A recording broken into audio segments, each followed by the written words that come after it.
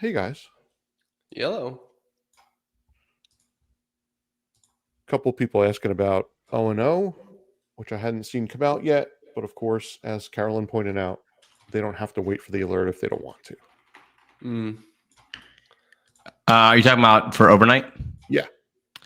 Well, they might have to wait for an alert in the sense that we might not get a qualifying spread today. Looking at the pricing here. We're getting some weird pricing on the SPY. Let's see if we get it on the other ones. Okay, no, we got one. All right, we got one. So you guys should see it in a couple minutes. Nice. Oh, it just got posted to the members area. Of course, for those who don't know, we're talking about a particular premium program that usually puts an alert out right about now. If you're not in overnight options, then it's not relevant to you. So don't feel like you're missing something in the chat or something like that. It's not really something closing playbook related, but people are always asking because the timing is the same. Yes, I'm always scrambling to put trades in while managing this. And that's me getting filled for overnight options in real time right there. All right, cool. So Graham, I did want to give a trade away for closing playbook, and there's a lot of things that I like to do in this environment. I mean, if you guys are following my Telegram, you know that I basically said, hey, I think we're extremely bullish. No surprise there. I think we kind of got to stay aggressively bullish, as long as the market is showing us that direction, not try to get too fancy, picking tops and all that sort of stuff. Same time, I don't think you want to be in an environment, where you're chasing it, where you're trying to, make up for lost time if you didn't take full advantage of the market. And I think the cool thing about this market environment is that I would say most strategies are fair play. When the market's way up high like this, I really like trading the two-way options because if you do get a quick pullback, you're in good shape. But if it keeps grinding higher, you're also in good shape. Same thing with the profit pairs. I had another really nice winner on profit pairs today because we're getting direction. That's just overcoming that move pretty quickly with a faster moving market like this. Obviously, the overnight options, the automated options. I think what Graham's going to talk about in his presentation was seasonality, where you can really take advantage of a heightened market. Kind of everything is at play right now. Let me see if I can, instead of actually doing any work here, I'm going to try to avoid all work and let the strategy do the work here and see if I can give you a trade through this. This is what I was mentioning earlier, but I couldn't actually share it earlier because the database was refreshing. So I'll give it a whirl now. Still in beta mode here, so I have to work through some kinks. But the idea here is we have 84 potential stocks in our profit pairs universe to trade. And then what the system does after it finds the optimal universe, then it finds the optimal pair. It goes through a whole bunch of steps in real time to build that pair. I mentioned earlier on opening playbook, if you guys are around, this is probably the most legwork of any of my strategies to actually put the trade together because of what happens behind the scenes in order to build a pair trade. Everything from qualifying the sector to qualifying the expected move to then making sure that they're actually correlated to then actually making sure that you can pair them together with the trade size and all that kind of stuff. And so this is one that I really didn't know if I could ever replace the manual effort of doing it, but kind of had a breakthrough last week, which I was pretty excited about getting this put together. So the way that it's designed to work is that you just click this button and then it actually runs through all the steps. This is the data. This is confirming all the sector information. This is actually calculating the performance. This is saying how much net movement they have against each other. This is making sure they move compared. This is checking the ratio of the actual pricing. This is then ranking the top ones.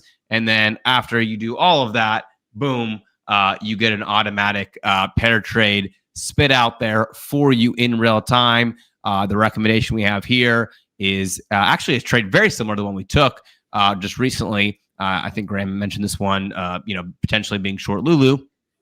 But this will be by November 6th. Lulu puts by November 6th. Ross calls. You can see here, gives you not only the exact trade, but even tells you 2 calls to 1 put, does the ratio, gives you the total estimated cost of doing 2 to 1 here, 1,244. Gives you this combined score. It's a 0.7, actually a pretty good score. I won't go behind the scenes into everything that's created to give us that score. We'll do that some other time.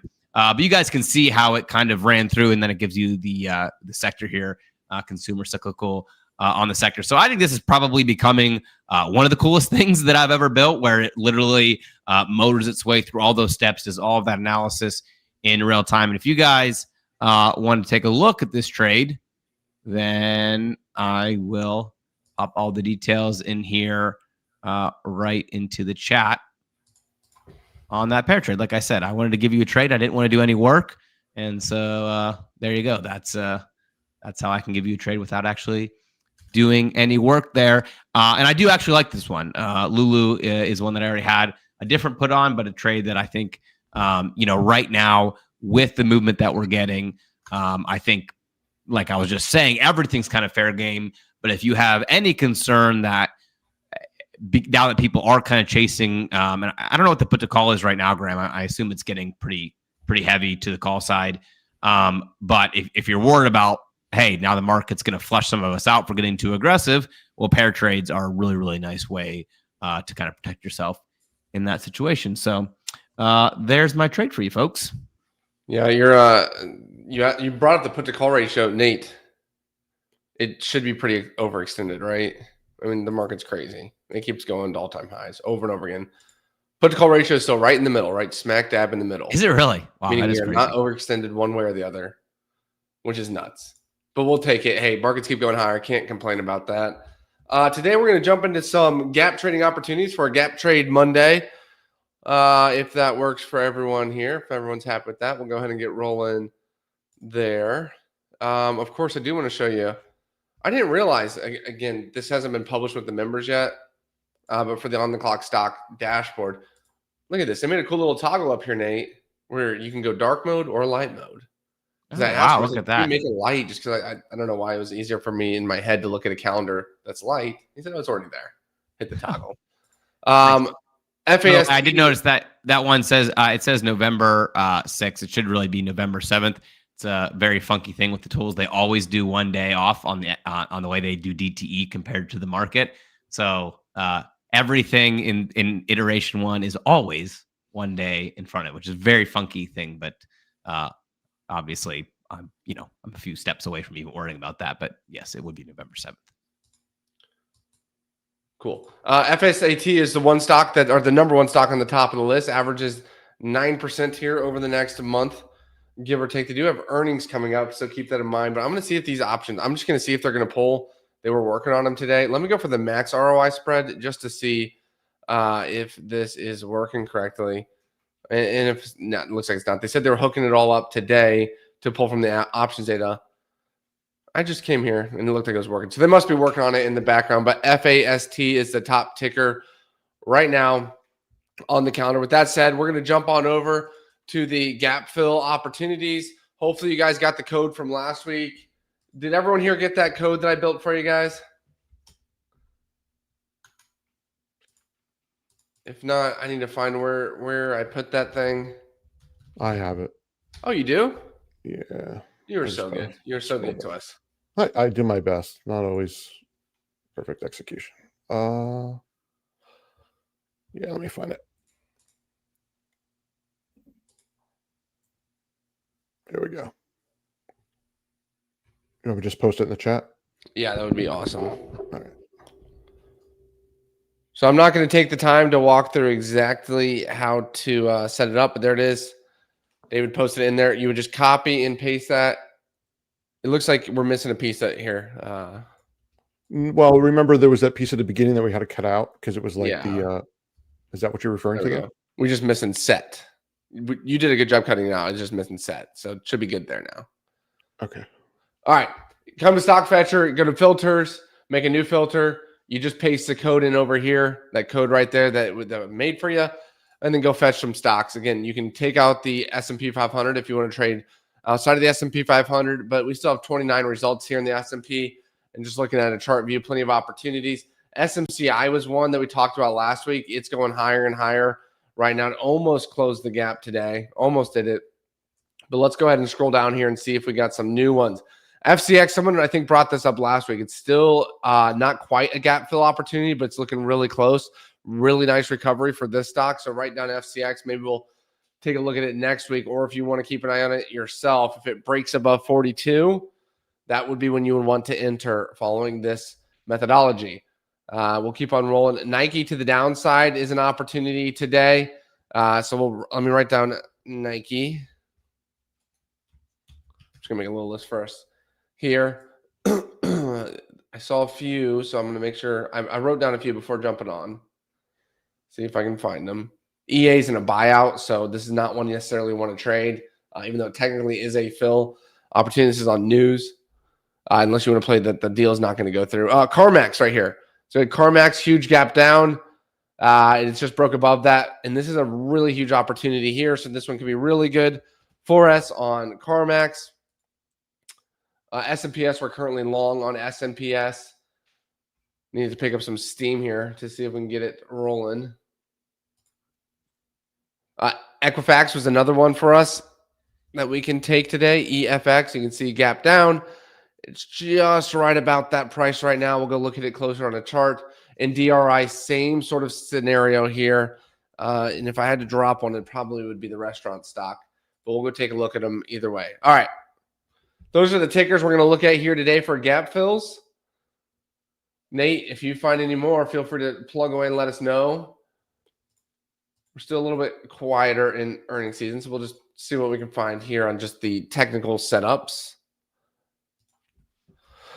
All right, we'll start with Nike to the downside here. We can see Nike popped on earnings.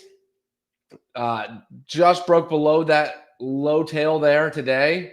And the gap fill would be right here at $70. So it's only about $1.30 on the stock, nothing crazy. Right there around the 200-day moving average. I'm actually going to trade this with the weeklies at the 70 strike just to see what the price. I actually might just wrap it. Yeah, I mean, you say only $1.30, but for Nike, that's easily enough to get a triple-digit return there if it moves. Yeah. You should get about a little over 150% here. I'll type it up for you guys. This is this week's expiration, so it's got to move now. Move it or lose it. But we're not talking about a huge move here on this down gap fill opportunity. If we do get a breather in the SPY, this one will most certainly lead the way down as discretionary. Would likely maybe tech, but probably discretionary lead the way down in the market. So I'm typing this up here. Nike, we're going to be trading puts here to the downside. I'm going to buy the 10th of October, 2025, 71 strike put, and I'm going to sell the 10th of October, 2025, 70 strike put. This is at a net debit of 38 cents right now. So I'll post this in the chat here. Gap fill opportunity to the downside for Nike. I'll just send one off here just to walk you through it. Filled right away at 39 cents. I just went with whatever the current mid was. You get paid here if Nike is below 70. So right there at that gap fill by the end of the week. So we got plenty of a time for it to just barely move lower. If we're right, again, I got filled at 39 cents. I will be paid. Oops, I messed that up.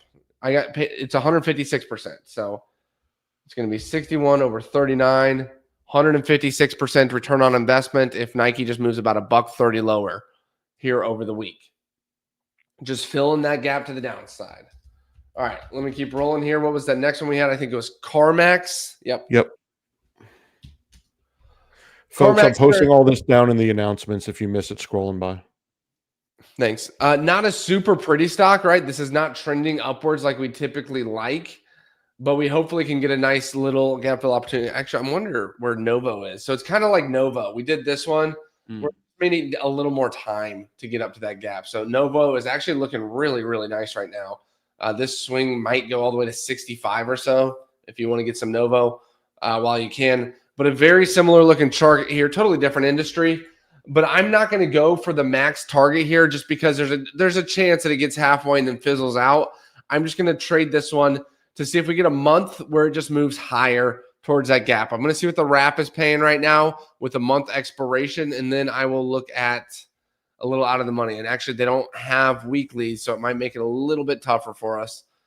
The wrap is pretty perfectly priced for us, which is awesome. Take a look here. No earnings. So it's down. It's gap down on earnings. That is a little bit expensive for me right now for what I'd like to pay here. Our technical target price, if you want to trade the technical target, it is, let me see the low, 56.55. So that's a nice big move. That's a $10 move on CarMax. That's about 20% on the stock. Pretty awesome. If you want to buy shares, you can. I'm not going to go for the full one. I think $50 here, less than half a gap fill would be a very reasonable bet here. If you want to use this month's expiration, that gives it about 10 days. It's a huge payout. However, this is not likely to hit. I mean, you might have a 30% chance of this working. Granted, with the odds here, that would be a positive risk to reward. But let me give it to you in the chat here. If you want it, we're going to buy the 47.50 call, sell the 50 strike call. This is about a 10% move on the stock over the next week and a half. So again, it would really need to get humming. Right now, it's at a net debit of 65 cents. I'm not going to take this one. I'm going to take the next month out. But if you want to go aggressive, this one is going to pay about, 300-something% if it works out. Oh, 284% if this one works out. All right, I'm going to give it more time here. I'm going to be a little less aggressive.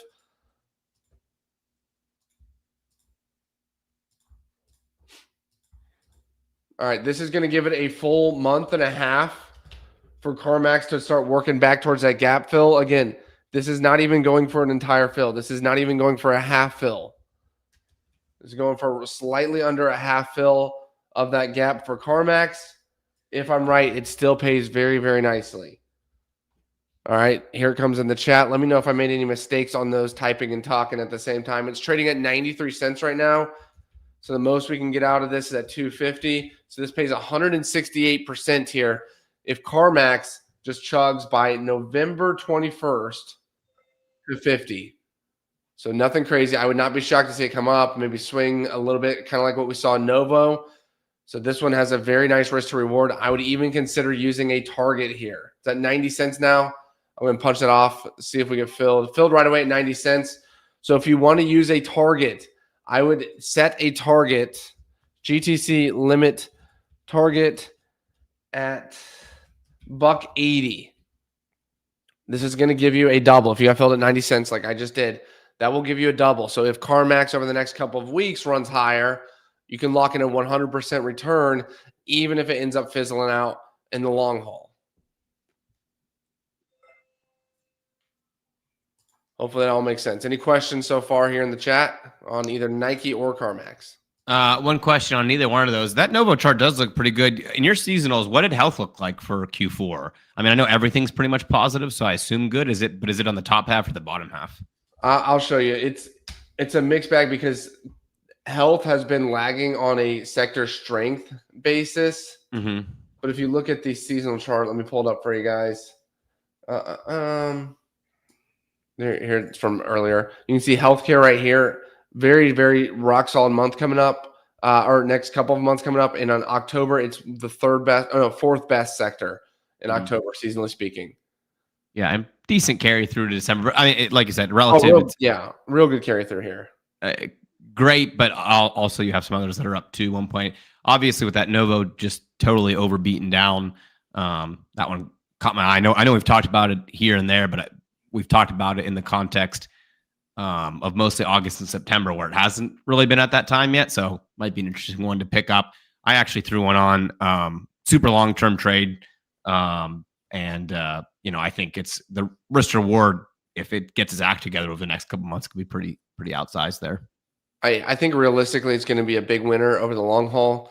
I also think in the short term, same thing. And another note here is like we've seen it downtrend for a while now. So look at this back here. This is where it was before. Went from $50 to 150 in about a year and a half. Not a bad trade to make. This is stock. It's a 200% return on the underlying stock.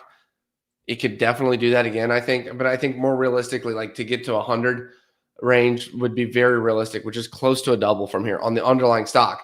Now, what I like about right now versus previously, so if we look back here previously to the drops and we just look at the swings to see how it swings. So it came down, swung higher, but then it swung lower before swinging up. Notice this swing here is below this swing here. That's a clear downtrend.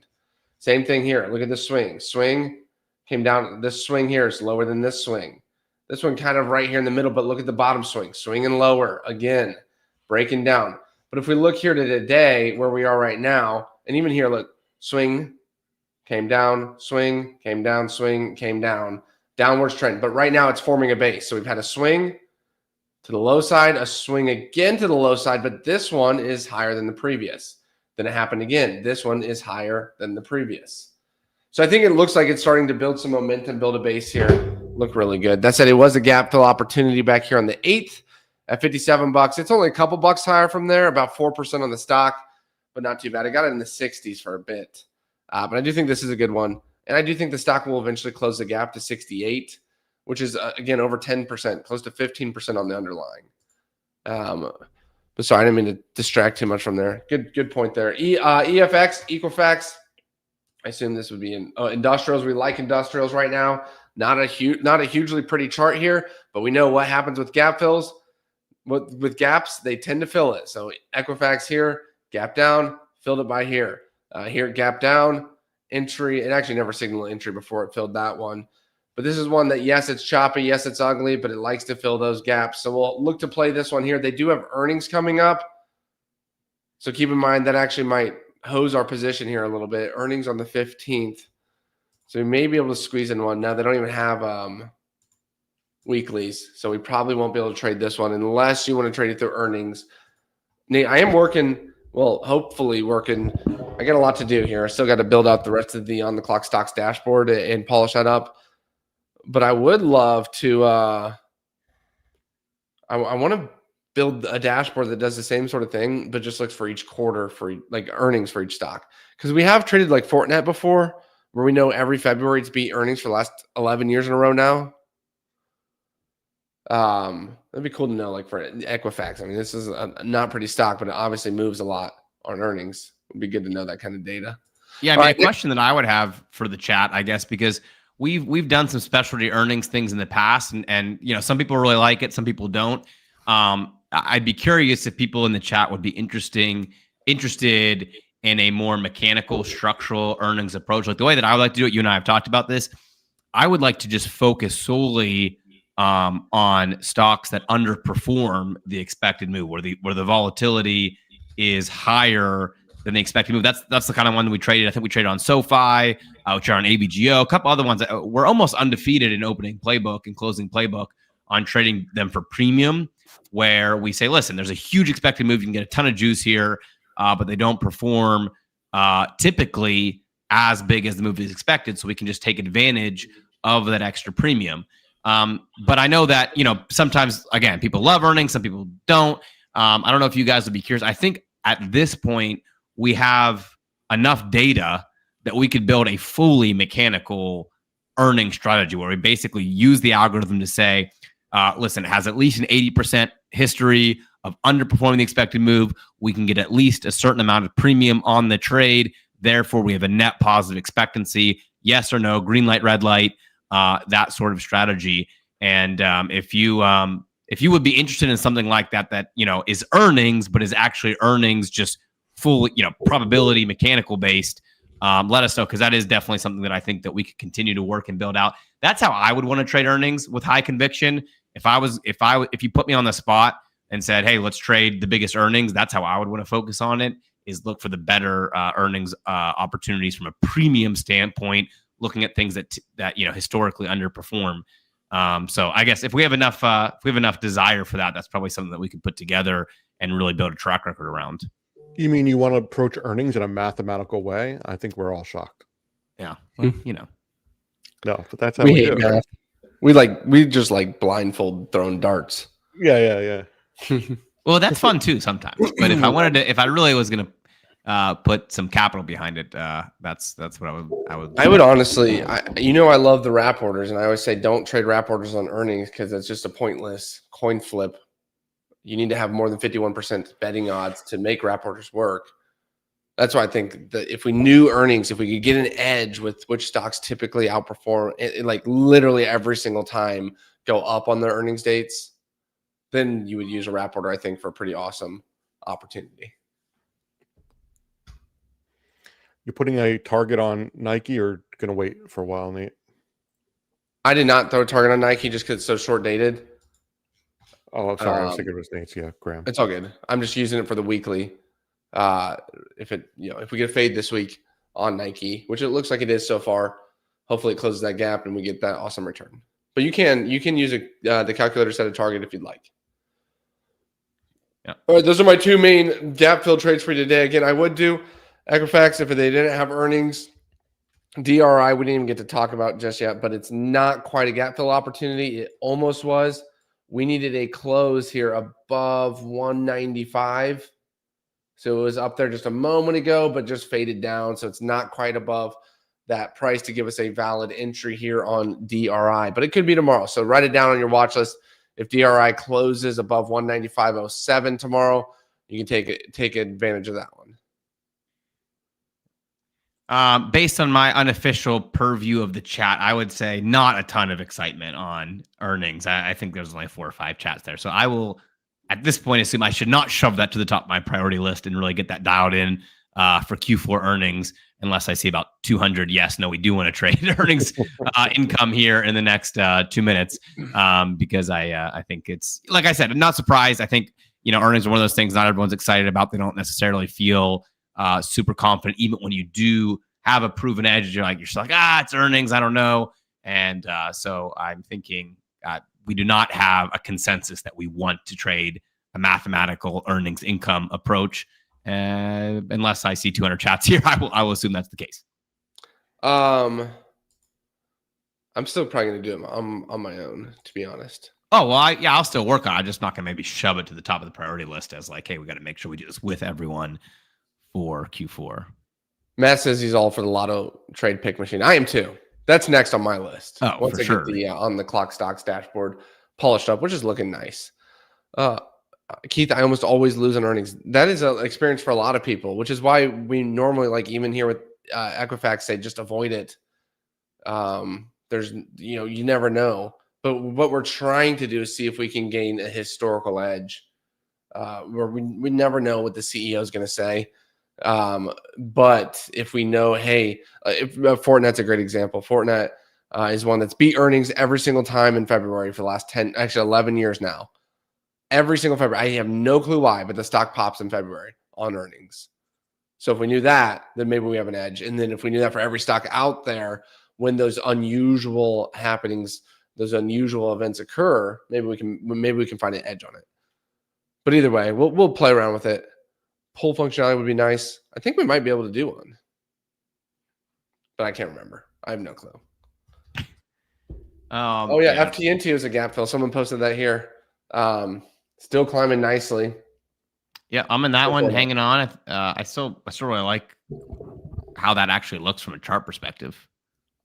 Whenever I see that ticker, my brain says it's Teenage Mutant Ninja Turtles.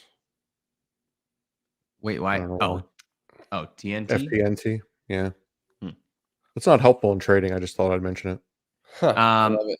I always see, for some reason, I always see Fortnite, like the video game that kids play. Yeah. Oh, is that not what this stock is? That's what I thought we were trading. You're joking. Yeah, I'm joking. Dude, AMD. Earnings Edge. It's a cool name. Really should have sold the whole thing. Is it fading? Look at Oklo fading right now here at the bell. Yeah, it's down about $24 from the open AMD. I'm very upset at my friend Robinhood. This morning when I checked my retirement account, I was like, oh yeah, she's pumping, and then faded away. But hey, I can't be too upset about it. The thing has been a rocket.